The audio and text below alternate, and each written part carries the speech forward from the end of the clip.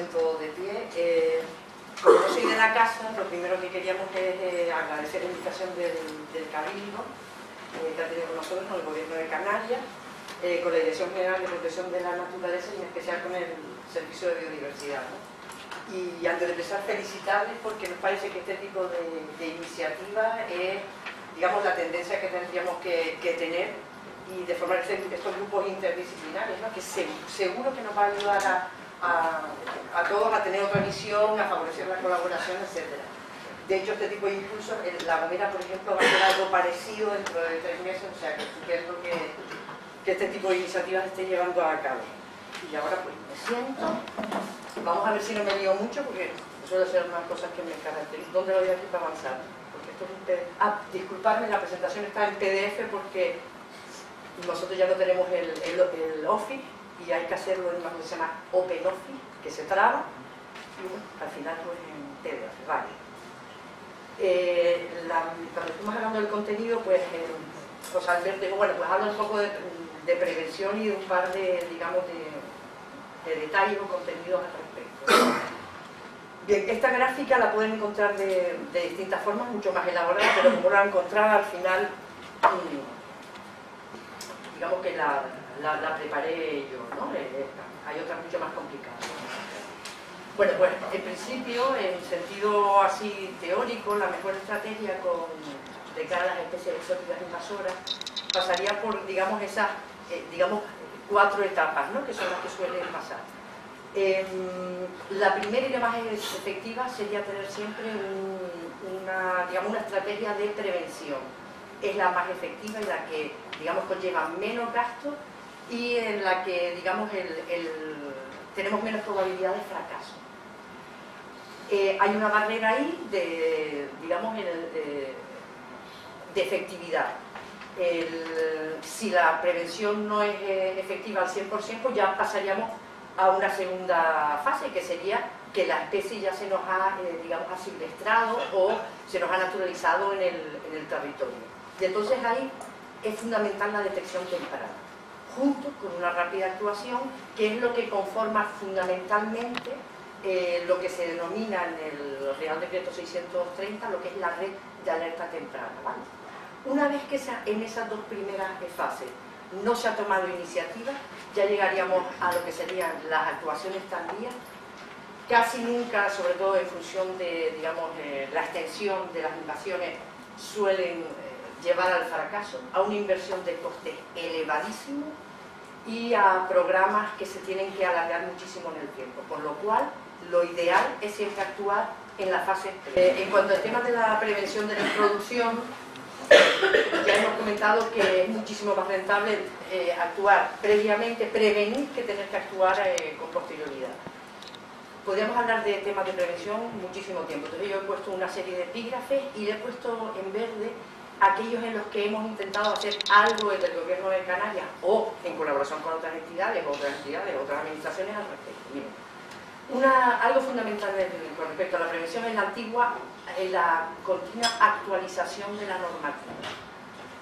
No solamente con el listado de las especies que se encuentran en el catálogo, sino con un montón de otras normativas, digamos, añadidas o complementarias que nos pueda ayudar en la lucha contra las especies invasoras, incluidos de otras líneas u otros sectores, digamos, a legislar, ¿no? Agricultura, ganadería, etc., ¿no? Otra de los factores fundamentales en la prevención sería elaborar y ir actualizando la lista de las especies con potencial invasor, ¿vale? Que existe en la normativa actual y con la modificación, luego veremos, de la ley que se hizo en el año 2015. Por otro lado, hay que proponer y aplicar análisis de riesgo y extender su aplicación como una herramienta útil de cara a las personas interesadas en el comercio de especies vegetales. La herramienta de análisis de riesgos es previa a la utilización o a la venta de las especies. Lo marco en verde porque ahora veremos más o menos cómo hemos trabajado en este punto, ¿no? Por otro lado, en materia de prevención habría que establecer protocolos eficaces de interrelación y consultando a distintas administraciones previas a la autorización de la introducción de especies en España y en la comunidad autónoma. También es necesario actualizar, digamos, la base de datos y el resto de información disponible al respecto, ¿no?, de las especies exóticas invasoras. Lo marco en verde porque tenemos una base de datos del gobierno autónomo, no está actualizada porque, en fin, como otras administraciones, la falta de presupuesto en los últimos años nos lo han pedido, pero estamos en ello para este año y el siguiente. Prevenir la expansión a través de guías de comunicación lineal, a la que Niñas acaba de hacer mención expresa, y que, bueno, pues se están tomando, digamos, medidas, a lo mejor no directamente por parte de nosotros, pero de otras administraciones, sobre todo el movimiento de tierras, mercancías, obras, etc. Y el medio de transporte. Sensibilizar a las administraciones locales y al público en general, ¿no?, e introducir esta temática en los currículos escolares. Esto hemos tenido reuniones con educación, de la consejería estamos colaborando con algunas FP y damos, digamos, clases temáticas al respecto, le aportamos información, etc. Y divulgar la problemática. Desde el gobierno, en fin, lo hemos intentado en la medida de nuestras posibilidades, pues hay páginas, hay documentos que no sé si saben que lo pueden poner en la base de especies introducidas de Canarias, etc., ¿no? Manuales de buenas prácticas. Somos la primera comunidad autónoma que hizo un manual de buenas prácticas de especies vegetales. Códigos de conducta no lo hemos hecho nosotros, pero también los hay, etc., ¿no? Bien, aquí voy a ir un poco rápido. En la normativa se habla siempre de los análisis de riesgo, ¿no?, pero habría que ver qué es un análisis de riesgo de especies exóticas invasoras. Miren, fundamentalmente es un método que intenta predecir sobre los posibles efectos negativos que generaría la introducción de una especie en concreto en un determinado territorio, y que ayuda a la toma de decisiones sobre la conveniencia o no de la introducción de esta especie con respecto a un valor de riesgo que no va a dar y que está calculado. Esta decisión se puede aportar técnicamente, pero en último término es casi política la decisión de qué riesgo queremos asumir. Bien, hay dos tipos de modelos rápidamente. Un tipo de modelo que funciona como dendrograma, que sería, se establecen una serie de preguntas y se contesta sí o no, y se va haciendo todo un largo. En fin, aquí le puse un modelo que es el de Richard y Hamilton del año 1997, y entonces este es un modelo de Estados Unidos, y se va pues contestando sí, no, y se van dando, y al final se llega a que se rechaza la especie, se acepta o se está pendiente de más información, ¿vale? El otro tipo de análisis de riesgo son de tipo cuestionario, ¿vale? Y hay cualitativos y cuantitativos. Los cualitativos normalmente se responden con un sí o un no. Y los cuantitativos se responden preguntas y llevan asociado un valor numérico, ¿vale? Modelos desde el año 1993 a la actualidad muchísimo, ¿vale? Pero bueno, serían de este estilo, se van contestando preguntas y aquí nos va dando unos resultados, ¿no? Y con una fórmula pues se tiene un valor. Hay muchísimos, sobre todo el australiano es el que se ha aplicado más tradicionalmente. Está este de aquí, que ahora les comentaré, que por el que hemos optado en el gobierno de Canarias, al menos de manera momentánea, de Gran Bretaña, de la EPO, de Estados Unidos varios, etc., ¿no?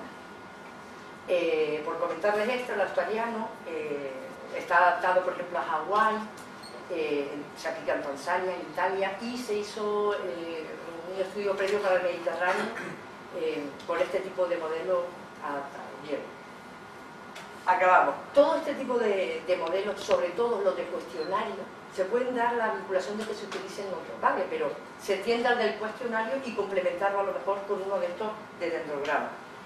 Se basan fundamentalmente o utilizan cuatro aspectos fundamentales. Miren, la capacidad intrínseca que tiene la especie a la que vamos a evaluar. Fíjense que es una especie que en principio es nueva en el territorio, ¿no? Habrá que evaluar sus capacidades de establecer. Las características que tiene el hábitat de acogida, ¿no?, que están basadas muchas con las similitudes con el área de origen o con otras zonas donde esta especie ya se ha citado como invasora. Los daños potenciales que pudiera producir y la capacidad de control que podríamos prever por este tipo de especies. Comentarles en este detalle que Canarias, bueno, no lo vamos a entender con esto, un archipiélago, o sea, está constituido por islas pequeñas, con una cantidad de endemismos enorme, son recientes, por lo cual son mucho más sensibles a las invasiones, etcétera, etcétera, nos vamos a detener. Y entonces, estos dos aspectos, la capacidad intrínseca de las especies, la capacidad de acogida, encima Canarias, para ser las pequeñas, tienen una diversidad de hábitats enorme y una climatología benigna. Y los daños potenciales en ecosistemas no muy evolucionados hacen que seamos, bueno, casi un lugar de acogida en comparación con otros territorios brutal, ¿no? Somos mucho más sensibles. No me voy a liar, me voy a cortar letras. Bueno, digamos que este es el modelo que empezamos a utilizarlo, digamos, a adaptarlo del año 2013. Además, por ahí está uno de los colaboradores con el que hemos trabajado los últimos años. Y bueno, no me voy a extender. Digamos que este modelo se establece en 4 bloques.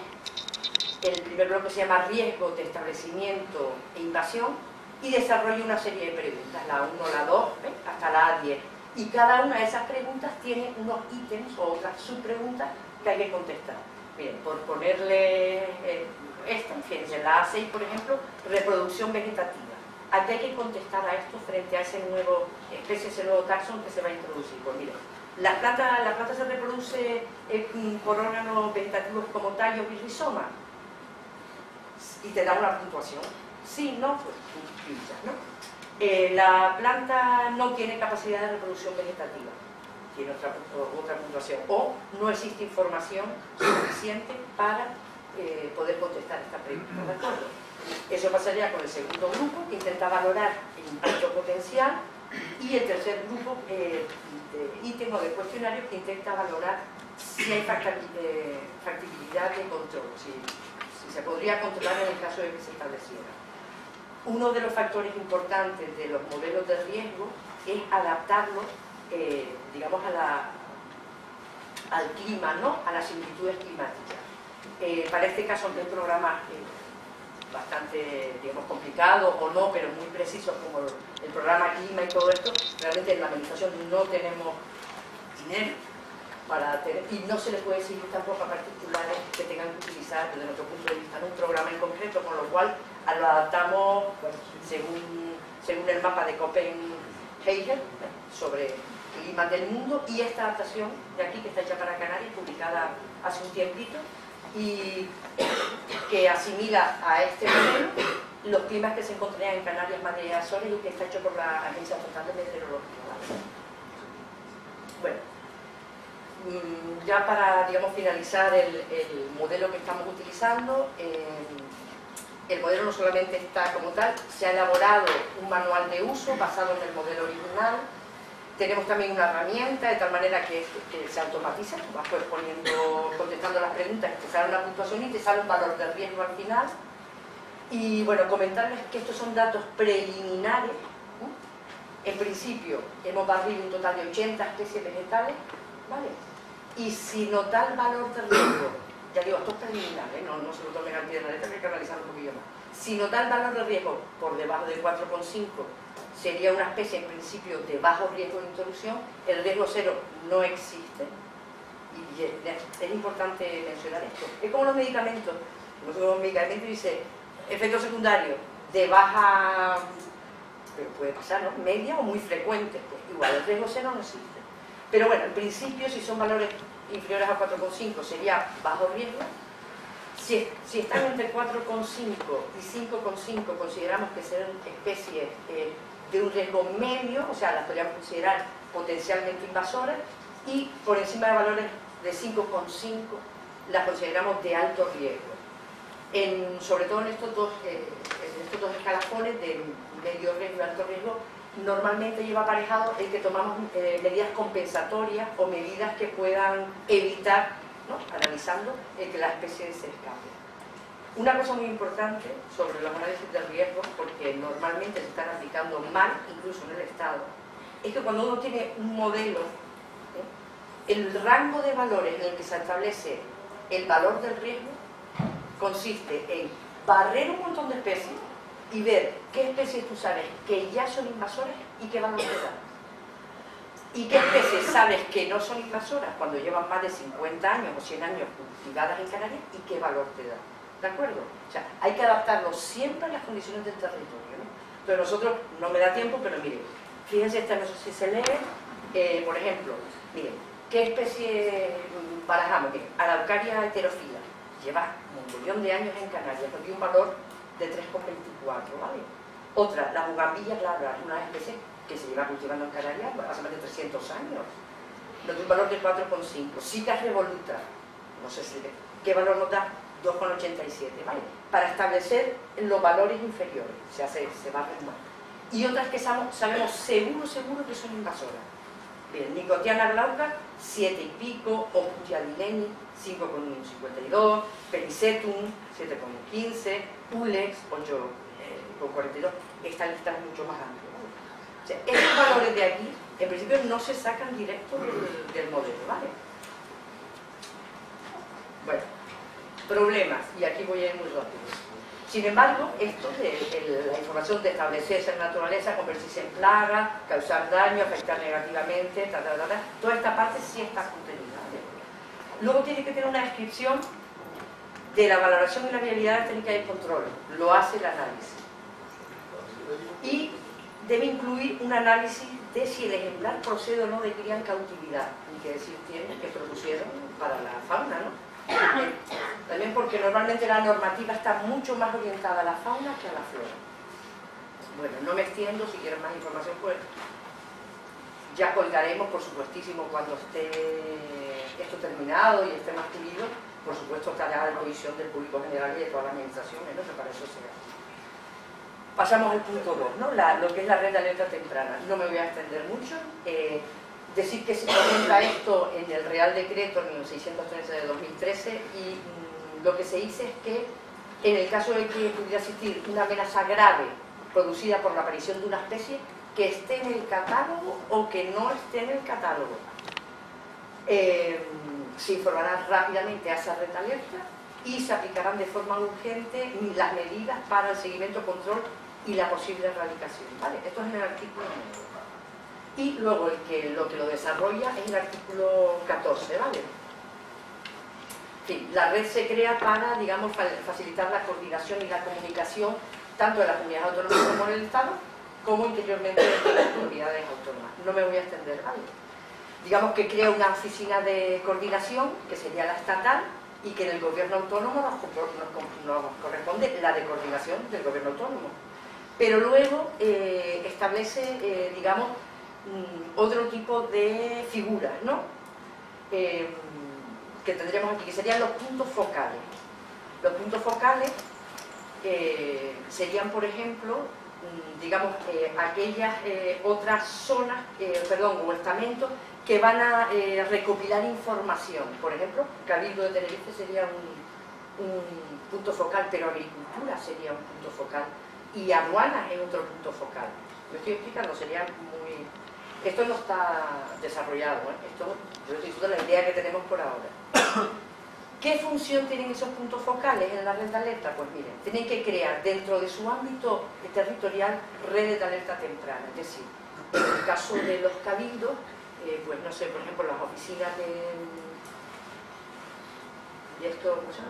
agraria, de gestión agraria, o los agentes pueden funcionar en la red de alerta temprana dando información o la alerta sobre la aparición de una nueva especie en espacios naturales, los agentes, en fin, etcétera, ¿no? En el ámbito de la competencia del cabildo, pero es que los ayuntamientos también son puntos focales, ahora lo veremos, ¿no? Y la obligación de estos puntos es informar de forma temprana a la oficina de coordinación, que sería el gobierno autónomo. ¿Por qué? Bueno, pues porque normalmente cuando aparece un foco en una isla es muy probable, por ejemplo, si entra por aduana o por puerto fronterizo, que haya posibilidad que entre en otra isla, ¿no? Entonces se establece, digamos, la red de alerta temprana y se pone sobre aviso, por ejemplo, a puertos o a los puertos fronterizos, etc. Y informar de esta respuesta temprana, o sea, informar al centro o a la oficina coordinadora de la respuesta temprana en cuanto a actuaciones de erradicación o control en la medida de que se tenga la competencia. El cabildo tiene una dirección, pero los ayuntamientos tienen otra. Y por último, para finalizar, esto es un lío de esquema. En fin, yo creo que sería interesantísimo que nos reuniéramos mucho más veces para esto, perfilarlo. En fin, en materia de especies exóticas es muchísimo más complicada la competencia que en cualquier otro tipo de materia, porque hay intereses comerciales y económicos por medio, porque hay muchos sectores implicados, etc. Pero bueno, más o menos, digamos, igual ustedes tienen que empezar con estas competencias, y el aforismo, en fin. Pero digamos que desde el punto de vista de las administraciones tendríamos el gobierno de Canarias, los cabildos, los ayuntamientos, otros ahora lo veremos.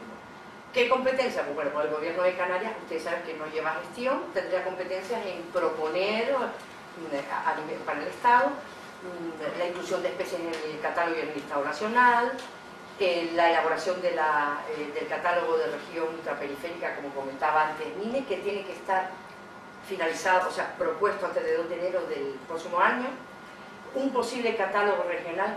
Aparentemente hay intención política en que salga un catálogo regional, a ver si sale, pero esperamos que sí. Coordinar junto con los cabildos las estrategias de ámbito suprainsular de los planes de control de erradicación de especies, emitir algunas autorizaciones, yo personalmente creo que otras no, que corresponderían a los cabildos, sobre todo en campañas de control de erradicación. En la red de alerta temprana, digamos que todos estamos implicados de una u otra manera. El gobierno de Canarias como, digamos, centro coordinador, pero genera también información. Los cabildos a partir de sus actuaciones de gestión y su seguimiento en la detección de especies, ¿no? Los ayuntamientos porque sus ajardinados en terrenos de titularidad de los ayuntamientos, etcétera, también tienen que colaborar con la red de alerta temprana. Importantísimo, otros que puse aquí porque no sabía muy bien cómo hacer la gráfica, que son SEPRONA, o sea, los cuerpos y fuerzas de seguridad del Estado que colaboran muchísimo, como son el SEPRONA, la Policía Canaria, que está haciendo una labor en colaboración con nosotros importante hace ya 2 o 3 años, las policías municipales, etcétera, son importantísimos. Aquí tendríamos los agentes de medio ambiente, los agentes de la Oficina de Extensiones Agrarias, etcétera, etcétera, etcétera, ¿no? Y fundamental en esta otra parte, otros colaboradores, tanto con el seguimiento, la detección y la comunicación de la red de alerta temprana, como ayudarnos desde el punto de vista de identificación de especies, de incluso mejores métodos de control si se tuvieran científicamente y tal, que serían, por ejemplo, las universidades, otros científicos que trabajen en otro tipo de organismos, ¿no? Colaboradores medioambientalistas de cualquier tipo, asociaciones, en fin, es esa parte de colaboración con toda la, digamos, con representantes de la sociedad y de otras instituciones científicas, que sería interesantísima. Bueno, digamos que acabo con esta parte, si esto le doy escape, ¿no? Bien. En fin, falta un detalle y es que estaba puesto ahí, voy muy mal de tiempo, no lo sé, voy muy mal. 18 minutos. Bueno, pues miren, si yo no se lo pongo en mi... No, a ver, lo que tengas que contar tú precisamente me interesa mucho. Miren, hace poquito salió la ley, o sea, la ley 42 de 2007, que llevamos utilizando un montón de años, se modifica justamente, no se me olvida, en septiembre, que yo estaba de vacaciones, por esta ley que es la ley 33 de 2015. ¿Por qué? Para incluir normativa europea y novedades que han salido en materia de biodiversidad, aplicación del protocolo de Nagoya, temas de invasoras del reglamento europeo, etc. Bien. La exposición de Nine fue perfecta, o sea, todo lo que dijo es lo que es de aplicación, salvo un par de detalles que yo les voy a comentar. Voy a ir rapidísimo, porque vuelvo a pasar lo mismo de que no se ve en pantalla concreta. Abajo tiene un iconito, abajo a la derecha, sigue, ¿no? Donde pasa la página, sube un poquito, ahí. No me extiendo. Hay definiciones nuevas que no existían en la ley anterior. Una que nos interesa muchísimo es la de jardín botánico. En Canarias proliferan muchos jardines botánicos que no son jardines botánicos, son núcleos botánicos o ajardinados o parques, llamémoslo como quieran, ¿no? Es importante y además en Canarias se empeñó muchísimo en que eso se definiera, ¿no? El artículo 54, digamos que lo que hace es dar garantías de conservación de las especies autóctonas silvestres. Hay alguna modificación, pero bueno, en general es bastante parecido a la ley 42. Bueno, es muy poco articulado, se lo pueden mirar ustedes para yo no, si lo quieren, no extenderse más, porque ahora les comentaré, digamos, los aspectos más fundamentales. Pues mira, pues esto era uno de los aspectos más fundamentales. Dice que la Administración General del Estado va a prohibir la importación e introducción de especies, fíjense, o subespecies, cuando sean susceptibles de competir con las especies silvestres autóctonas, alterar su pureza genética, los equilibrios, ¿no? Entonces, cuando se detecte que esto puede ocurrir, o sea, cuando una especie pueda concurrir en esto potencialmente, con independencia de estar en el catálogo, en el anexo 1, esa introducción va a estar supeditada a una autorización por parte del Magrama, sin prejuicio de cualquier tipo de otras autorizaciones que se requieran. Y me refiero, por ejemplo, a las de la de no portar plagas, ¿no? La que se hace en la agricultura, que tiene que venir, vale, bien. Entre otras cosas porque el concepto es si esto, la parte fitosanitaria lo que mira es que las especies que introducimos no porten plagas, lo que hay que considerar es que la propia especie a veces es una plaga, y ahí está el cambio un poco de orientación. Bien, fíjense, el Ministerio en el plazo mínimo de un año, este plazo de un año viene desde el año 2011, elaborará un listado que incluirá los táxones susceptibles de competir con las especies y tal. Este listado no está cerrado, de hecho ni siquiera se va a publicar en BOC para que sea muy movible, sino va a estar en la página web del Ministerio. ¿Vale? Bien. Tras la publicación de ese listado, solo se autorizará, y aquí hay un error que nosotros hemos hablado con el Ministerio, pero en fin, fíjense, solo se autorizará la importación en el territorio nacional de una especie incluida en dicho listado, fíjense, cuando la primera importación solicitada compruebe, mediante una evaluación de riesgo, de la cual ya hemos visto un método, presentada por el operador, que la especie no es susceptible de incurrir en que compita, en lo que vimos antes, que se convierta en una especie invasora. Y fíjense lo que dice. Una vez que este primer análisis se ha realizado y la solicitud sea favorable a la importación, no será necesario solicitar nuevamente esta autorización, salvo por nuevas razones de índole científica debidamente justificadas. ¿Dónde está el error? Cuando uno introduce una especie en el territorio, lo comentamos antes, se introduce con un uso y en unas condiciones determinadas. No es lo mismo que se plante en un entorno natural o seminatural a que se plante en el Parque Sagrado García Sanabria.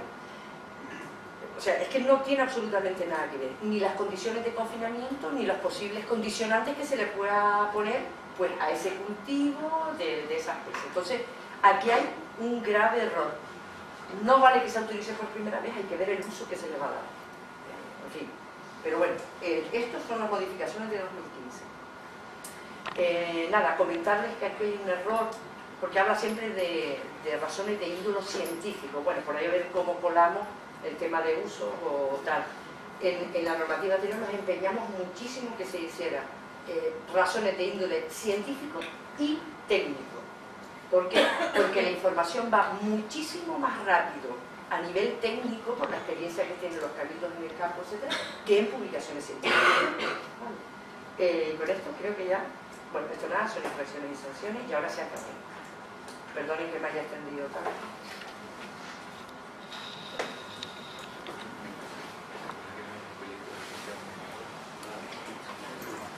Vamos a hacer un descanso.